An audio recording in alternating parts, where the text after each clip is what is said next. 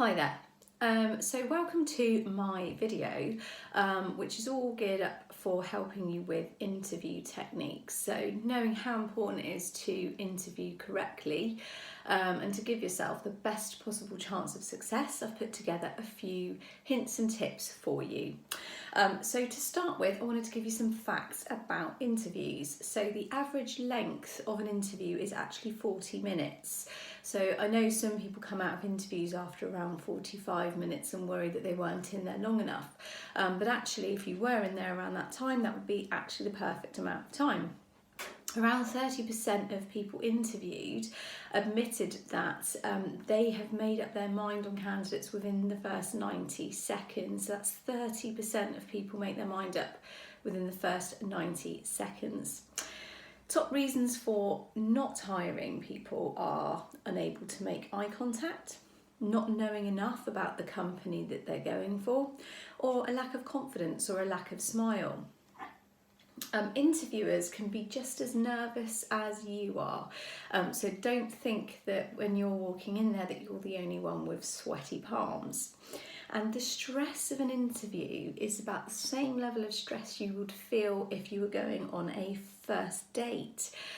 So yeah, equally stressful times and equally as important. So to start with, I would advise just a little bit of general etiquette around interviewing. So if you are running late or if you can't attend at all, make sure you do let the company know. Or the interviewers know, so that you give yourself, again, that best possible chance, appearing professional and courteous at all times. So first of all, to talk about before you go for your interview, the first thing you should 100% do is research on the company. You should know what they do, what their values are, if they've won any awards. So yeah, get to know them as much as you possibly can beforehand. Make notes because it is impossible to remember everything. And certainly, highlight the key areas that you find out about them because they will ask you what you know. And it looks very, very poor if you can't answer that question concisely and correctly. Most companies have a website. So there's certainly plenty of places where you can go and obtain the information that you need. What's more is also make sure you familiarise yourself with the job description for the position that you're going for. So after they've asked you about what you know about them, the chances are they'll ask you what you know about the job. And whilst you may be applying for lots of different positions, there's nothing quite as off-putting as when you ask someone what they think of the job and you can't answer it. It's almost as if you show a lack of interest. So just make sure you familiarise yourself with which job it is you're interviewing for, and again, some key areas that really interest you in that role and why you're suitable. Another one which might seem obvious is know your own CV. So occasionally it happens to us, we talk to a candidate and they kind of don't even remember details about their own career history, and particularly if there's any gaps. So be prepared to answer questions on where you were between here and there, and what you were doing, just so you can talk through your own career history quite eloquently. One of the key things that's still really, really important is preparing an appropriate outfit for an interview. So there have been a lot of comments as well previously from interviewers around people turning up wearing outfits that are actually too trendy. Now, if you're a creative person and you're going for a creative role, it's understandable that you might be a bit more of a quirky dresser, and that could be expected by the company. But in professional services environments and sort of more traditional professional roles, they do expect you still to wear suitable interview attire. So in advance, make sure you find something that is smart but you're also really comfortable in. And just simple things like making sure your hair is done, and also that your shoes are clean, and just simple things like that about first impressions. If you reverse back to the facts there, people make their mind up within 90 seconds, therefore how you are presented is a really, really key aspect to that.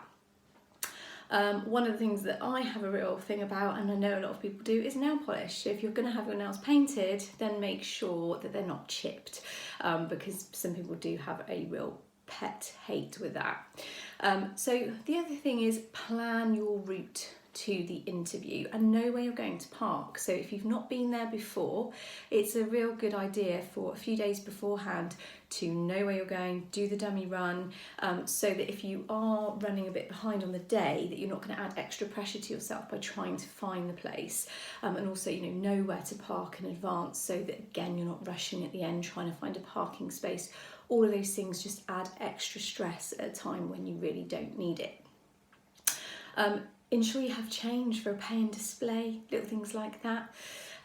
Make sure you know the name of the people that you're going to be interviewed by, so that when you arrive you can ask for them, and say hello to whoever it is that you're meeting.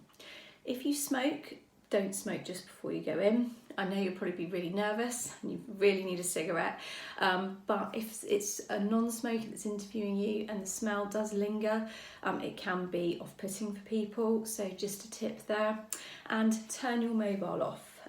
It's not a good idea to have your mobile phone blaring halfway through your interview. And another thing is that the interview starts as soon as you enter the building. So remember to be polite and courteous and professional to anybody that you come across in that building. I have had clients that have gone to receptionists after the candidate has left and asked them what they thought. So they might not necessarily feel like they're going to be important to you when you arrive, but please make sure that you are performing on your interview as soon as you enter the door. So when you're actually in the interview, make sure you greet the interviewers, smiling, confident, firm handshake. And then throughout the course of the interview, speak calmly and clearly, and try and not to be talking too quickly. So if there's a question that they give you as well, and you lose track of it because you're a bit nervous, feel free to ask them to repeat the question. Give yourself a bit more time. And equally, you can do that. You might have heard the question, but need a bit more thinking time. So do feel free to ask them to repeat it. It just gives you extra time to think of a good answer for them, rather than start rattling off an answer that is totally irrelevant to the question. Keep your answers to the point. Try not to waffle, but try and avoid one-word answers. Be honest in your interview. So there's no point in lying, because it is quite easily uncovered. But equally be diplomatic and not overly negative. So don't run down previous companies or colleagues. Again, that is a big no-no. But as I say, honesty, but with a diplomatic approach. Show a keen interest in the position, and make sure that you are engaged with the interviewers and don't get distracted by anything. And a real way of demonstrating your interest is to make sure that you do have questions for them after they have finished asking you their questions. So always prepare a few when you go in. I'll talk about that in a moment. But equally, if you can think of a few questions while they're talking about their role at the same time, it just does show a real level of engagement. And at the end, you can ask when you expect to know the answer, and make sure that it's a two-way dialogue. So in terms of questions that you can ask the interviewers, there's a few sort of safe bets that I would highly recommend. Certain things like, what sort of training would I be receiving? What does the induction look like? Can you tell me a little bit about your team and the colleagues that I'll be working with? And questions like that. One thing you do need to avoid a little bit is asking about routes to quick progression, because as much as you might think that sounds keen, to some interviewers it sounds like you don't want to remain in the current job you've applied for very long.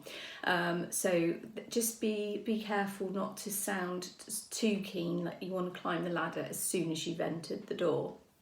A really killer question that, if you feel confident enough, I would highly recommend you ask is, do you have any reservations about me? And the reason I say that is because it gives the interviewer the chance to uncover anything that they're not quite sure of, and you the chance to perhaps explain that away.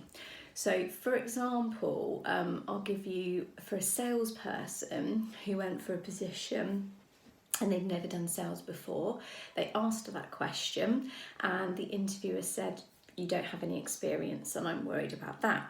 And the person on interview replied with, yes, but I don't have any bad habits to undo, so I'm a blank canvas for you. And on the strength of that, they did get the position. So it can be a great opportunity to clear up anything that's maybe been misconstrued, or give you the chance to really sell yourself.